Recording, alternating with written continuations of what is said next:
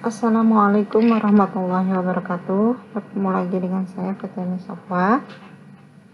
Kali ini kita akan mempelajari tentang unsur alkali. Ya, unsur alkali adalah unsur golongan 1A.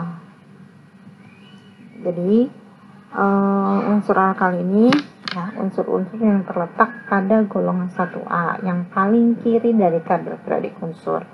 Nah, unsur alkali itu kalau di dalam tabel periodik unsur itu dimulai dari hidrogen, tapi yang termasuk unsur alkali sebenarnya adalah selain hidrogen, ya, dari litium sampai fransium. Jadi alkali itu berasal dari bahasa Arab, ya. Alkali artinya abu yang dalam air bersifat basa, ya. Oke, unsur alkali dimulai dari litium, natrium, kalium, rubidium, cesium, dan fransium. Nah, kalau kita ingin menghafalnya, kita harus pakai cara asosiasi. Nah, kan, lina, kawin, rubi, CS, frustasi, ataupun asosiasi yang lain. Oke, unsur alkali ini adalah unsur yang paling mudah melepaskan elektron. Kenapa? Karena dia punya elektron valensi 1 sehingga mudah sekali melepaskan elektron. Dan karena mudah sekali melepaskan elektron, akhirnya dia mudah juga berikatan dengan atom-atom yang lain sehingga banyak sekali senyawa dari unsur alkali ini. Nah, unsur alkali adalah unsur logam yang sangat reaktif. Karena dia logam, maka sifatnya logam itu mengkilap, lunak, dan dapat ditempa. Bersifat lunak seperti karet penghapus, jadi dapat diiris dengan pisau. Meskipun logam, jangan kamu bandingin logam besi sama logam alkali, berbeda. Kilapnya sama ya, mengkilapnya sama. Ya, logam rata-rata kan warnanya agak-agak silver gitu ya. Jadi ya seperti itu, mengkilap, warnanya agak-agak silver, tapi dia seperti karet penghapus. Itu bisa diiris. Ya, jadi bisa diiris. Tuh. Nah, logam alkali ini titik lelehnya sangat rendah dibandingkan dengan logam-logam yang lain. Tapi karena dia tetap logam, dia tetap bersifat logam, artinya bisa menghantarkan panas dan listrik. Kemudian logam alkali ini pada suhu kamar berwujud padat. Logam alkali ini berwarna putih mengkilap seperti perak. Jadi warnanya memang agak silver ya, warna-warna perak gitu. Oke, kemudian logam alkali ini kalau dibakar dia akan menghasilkan warna-warna yang khas.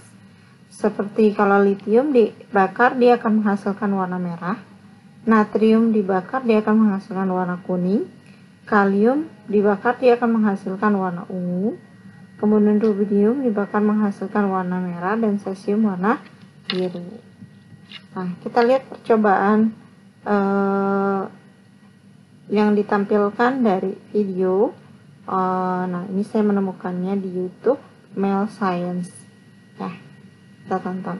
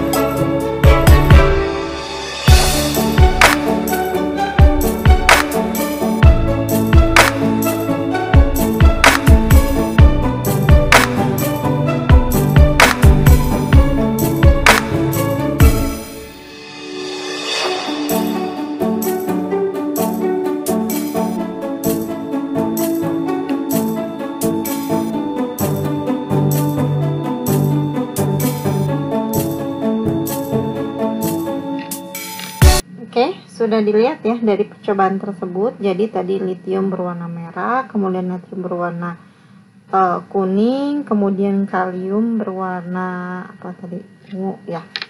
Oke, seperti itu ya. Jadi kalau logam-logam alkali dibakar, dia akan menghasilkan warna-warna nyala yang khas gitu. Oke, kemudian semua unsur alkali ini berwujud padat pada suhu ruangan, khusus cesium saja yang berwujud cair pada suhu di atas 28 derajat Celcius. Nah, unsur litium, kalium, dan natrium ini sangat ringan karena kerapatannya lebih kecil dari 1 gram per mili. Nah, kita lihat di sini di tabel ya, dari ini unsur-unsur alkali, kemudian kerapatannya, titik leleh dan titik didih. Ya, jadi makin ke bawah titik leleh dan titik didihnya makin kecil, tapi makin ke bawah dalam satu golongan kerapatannya makin besar. Nah, ini adalah bentuk-bentuk dari logam-logam alkali. Nah, ini litium seperti ini, natrium warnanya agak putih ya, kalium warnanya apa ya, atau agak kebiruan, makanya dia warna nyalanya biru. Nah, kemudian rubidium juga agak putih, kalsium agak kekuningan ya gitu. Selanjutnya sifat periodik unsur alkali ya. Jadi alkali ini berada di golongan 1A, dia itu sangat mudah mengalami oksidasi ya, sehingga bersifat reduktor kuat, dan alkali ya berarti kebalikannya, sangat sulit mengalami reduksi. Dia alkali ini mudah melepaskan elektron karena mempunyai satu elektron valensi, sehingga kalau dia melepaskan elektronnya kemudian membentuk ion, maka akan bermuatan plus 1 ya, menjadi kation. Kemudian kenapa dia mudah melepaskan elektron? Karena harga energenisasinya unsur alkali ini juga rendah ya. Nah, sifat-sifat unsur alkali dalam satu golongan dari atas ke bawah ya. Yang pertama, jari-jari atom semakin bertambah. Kenapa bertambah? Karena semakin ke bawah kulitnya semakin banyak gitu ya. Jumlah kulitnya semakin banyak sehingga jari-jari atomnya semakin bertambah. Kemudian keelektronegatifannya berkurang. Ya, keelektronegativan kenapa berkurang? Karena semakin ke bawah itu sangat mudah melepaskan elektron, sehingga dia akan berubah menjadi ion positif atau kation. Jadi keelektronegatifannya kecil. Kemudian sifat reduktor bertambah. Tadi udah dijelasin ya, sangat mudah mengalami oksidasi. Kemudian sifat basanya juga bertambah. Jadi alkali ini kalau membentuk senyawa basa, maka dia termasuk basa kuat ya, karena termasuk basa kuat. Kemudian kereaktifannya bertambah. Nanti kita lihat ya video berikutnya, dari mulai litium sampai fransium itu berdasarkan kereaktifannya terhadap air. Jadi mana yang lebih reaktif. Kemudian energionisasinya berkurang. Jadi energionisasi itu energi yang dibutuhkan ketika atom tersebut melepas elektron. Jadi semakin kecil energionisasi, maka semakin mudah melepaskan elektronnya. Kemudian titik leleh dan titik didihnya berkurang. Kemudian kekerasannya juga berkurang. Semakin ke bawah justru kekerasannya semakin berkurang. Oke, ini adalah harga dari jari-jari atom, keelektronegativan, energionisasi, dan potensial reduksi ya, dari litium sampai cesium ya. Jari-jari atomnya kenapa besar? Karena semakin ke bawah tuh lihat, nomor jumlah kulitnya semakin banyak. Cesium jumlah kulitnya 6, fransium jumlah kulitnya 7. Oke. Kemudian sifat kimia unsur alkali. Logam alkali ini bersifat sangat reaktif, sebagaimana terlihat dari energionisasinya yang relatif rendah. Jadi kereaktifan logam alkali meningkat dari litium ke fransium. Begitu juga dengan sifat reduktor yang semakin kuat. Jadi hampir semua logam alkali bersifat ionik dan mudah larut dalam air. Jadi kalau unsur alkali ini membentuk membentuk senyawa, maka senyawanya adalah senyawa ion. Nah, kita lihat kereaktifan unsur alkali di dalam air.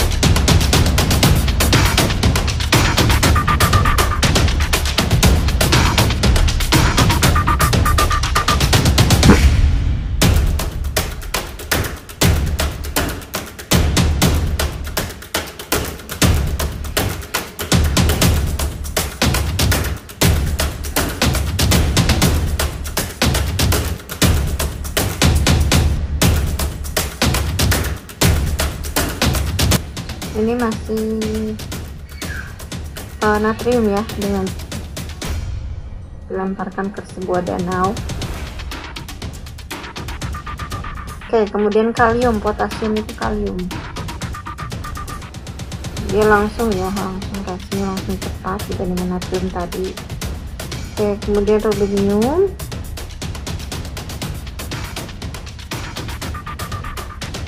Nah, ini kalau rubidiumnya lebih banyak lagi. Nah, tetapnya langsung pecah. Cesium, gelas kimianya juga pecah. Kalau cesiumnya lebih banyak, betapnya hancur.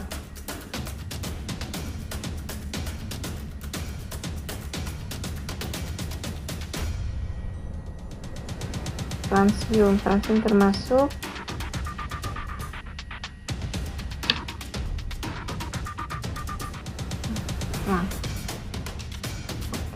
francium dia unsur radioaktif, jadi kalau sampai diledakkan maka akan ada efek radiasi, kayak dia seperti bom atom ya, seperti itu. Jadi kalau contohnya mungkin di sini videonya terbatas ya, di PowerPoint ini tidak hanya beberapa menit. Jadi kalau francium dilemparkan ke lautan, maka lautan itu bisa meledak ya, bisa seperti kayak tsunami. Karena kamu bayangin aja, bom atom yang ada di Jepang itu bisa menghancurkan satu kota. Begitu juga mungkin francium. Oke, jadi seperti itu ya kereaktifan unsur-unsur alkali dari mulai litium sampai francium. Jadi semakin ke bawah kereaktifannya semakin besar. Kenapa semakin besar? Karena tadi harga ionisasinya semakin kecil dan semakin ke bawah semakin mudah melepaskan elektron. Oke, nah aplikasi unsur alkali dalam kehidupan sehari-hari, yang pertama ya nggak apa-apa, kita hidrogen kita masukin. Hidrogen itu digunakan untuk membuat amonia, metanol, kemudian sebagai pemurnian minyak bumi, untuk menghilangkan ikatan rangkap karbon, dan sebagai pengolahan pangan untuk mengkonversi minyak nabati yang berwujud cair menjadi padat. Litium itu digunakan pada baterai kalkulator ya, baterai HP juga, baterai jam, baterai kamera dan sebagainya, pokoknya baterai ya. Kemudian alat pacu jantung ya, jadi kamu lihat kan kayak setrikaan itu, kalau dipanaskan kemudian ditempelkan di dada untuk memompa jantung. Kemudian bahan campuran logam, sintesis senyawa organik, dan aplikasi nuklir. Natrium digunakan sebagai bahan pendingin pada reaktor nuklir, lampu penerangan di jalan raya atau pada kendaraan, kemudian di garam dapur yang ada di rumah kita, soda kue yang pernah ibu kalian untuk membuat kue dan lain-lain. Terus kalium digunakan untuk pembuatan kalium superoksida KO2 yang dapat bereaksi dengan air, membentuk oksigen yang dapat digunakan sebagai bahan cadangan oksigen dalam tambang, dan digunakan untuk memulihkan seseorang yang keracunan gas, pembuatan pupuk, bahan baku deterjen, dan lain-lain. Ya, ini kalium. Jadi banyak sebenarnya, setiap unsur itu manfaatnya banyak banget atau kegunaannya banyak banget. Rubidium digunakan pada filamen sel fotolistrik yang mengubah energi cahaya menjadi energi listrik. Cesium digunakan sebagai katode pada lampu-lampu elektronik. Francium karena unsur radioaktif jadi masih banyak atau belum ditemui kegunaannya. Ya, dan karena unsur radioaktif ini kalau digunakan pun akan ada radiasinya, jadi masih hati-hati untuk penelitiannya. Oke, terima kasih atas perhatiannya. Mudah-mudahan apa yang saya jelaskan bisa dipahami, ya, dan kita mudah-mudahan masih bisa bertemu lagi dan masih diberikan kesehatan. Oke, sampai ketemu lagi. Assalamualaikum warahmatullahi wabarakatuh.